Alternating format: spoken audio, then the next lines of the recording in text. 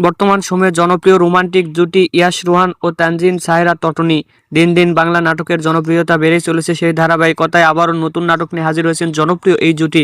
নাটকটির নাম জানি দেখা হবে। এই নাটকটিতে অভিনয় করেছেন বর্তমান সময়ের আলোচিত অভিনেতা ইয়াশ রোহান ও আলোচিত অভিনেত্রী তানজিন সাহেরা তটনি।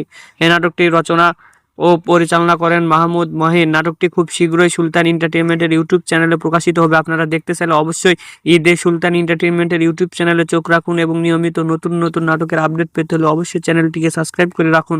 পরবর্তী ভিডিওর জন্য অপেক্ষা করুন।